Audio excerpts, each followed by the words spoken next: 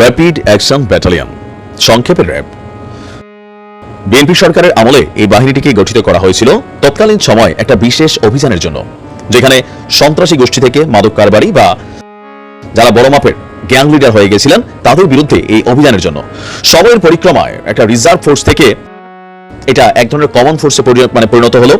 এরপরে আওয়ামী লীগ সরকারের আমলে বিভিন্ন ধরনের ভালো কাজের পাশাপাশি কিছু দুর্নামও জুটে গেল কতিপয় র্যাব কর্মকর্তার বিরুদ্ধে।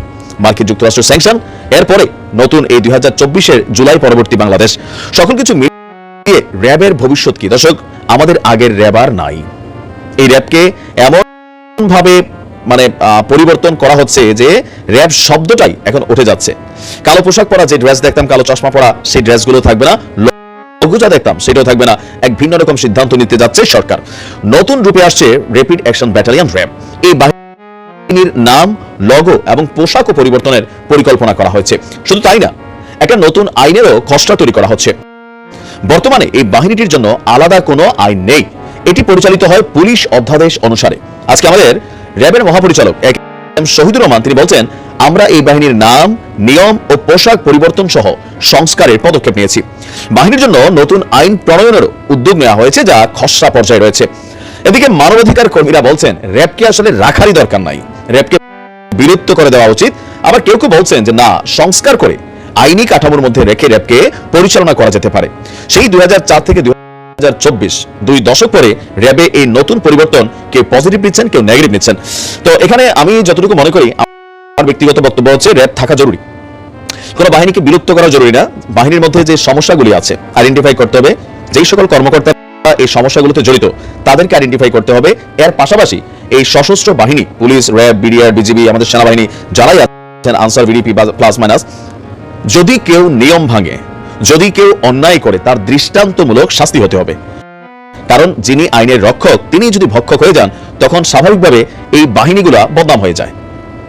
সবাই তো আর ওসি প্রদীপ না। এই বাংলাদেশে হাজার হাজার পুলিশ সেনা সদস্য আছে যারা দেশের জন্য কাজ করে, আপনার আবার নিরাপত্তার জন্য কাজ করে, পরিবারকে দূরে রেখে তারা জীবনের ঝুঁকি নিয়ে অনেক কাজ করে। আবার এদের মধ্যে কেউ কেউ আছে আবার ওসি প্রদীপ বা বেনজিরের মতন, বারো কতিপয় 2-4 জনের মতন, যারা দেশের জনগণের টাকায় বেতন খায় ঠিকই, কিন্তু সার্ভ করে পলিটিক্যাল সরকারগুলোকে। আর এটা গত 52-53 বছরের ইতিহাস একইভাবে পুনরাবৃত্তি হচ্ছে। এখান থেকে আমরা বের হয়ে আসতে পারি নাই। 2-4 জন মানুষ খারাপ করবে, একটা বিশাল বাহিনী, এদের কর্মসংস্থান কোথায় দিবেন আপনি? ট্রেন্ড আপনি হঠাৎ করে সবাইকে বিলুপ্ত করে দিবেন, মানুষগুলো তো বেকার হয়ে যাবে। এমনি দেশে কর্ম নাই। ডক্টর মোহাম্মদ ইউনূস যে 3-0 পরিকল্পনা রেখেছেন সেটা বাংলাদেশে বাস্তবায়িত হচ্ছে না। তো এই মানুষগুলো গিয়ে পেটের দায়ে চুরি ছিনতাই করবে। বিভিন্ন জায়গায় দেখছেন না যে রিটায়ার্ড বা বরখাস্ত বিভিন্ন বাহিনীর সদস্যরা নানান গ্রুপ ওয়াইজ তারা এই ঘটনাগুলো ঘটাচ্ছে। সো 2-4 জন মানুষের জন্য বা কিছু মানুষের জন্য একটা বাহিনীকে বিলুপ্ত করার প্রয়োজন নাই। প্রয়োজন হচ্ছে, আমার হাতে একটা ছুরি আছে, এই ছুরি থেকে আমি তরকারি কাটবো নাকি অন্য কাজে ব্যবহার করবো। ইটস ডিপেন্ড আমার উপরে এবং আমার উপরে যে আইনটা আছে সেটার উপরে। আর আমাদের মধ্যে যেটা হয়, সাজা, কোন রুলস ভঙ্গের দৃষ্টান্তমূলক সাজা হয় না, যার কারণে সবাই আইন নিজের হাতে তুলে নেয়, ভাবে উপরের লেভেল তো জড়িত, আমি ফাইসা গেলে উনিও ফাঁসবে।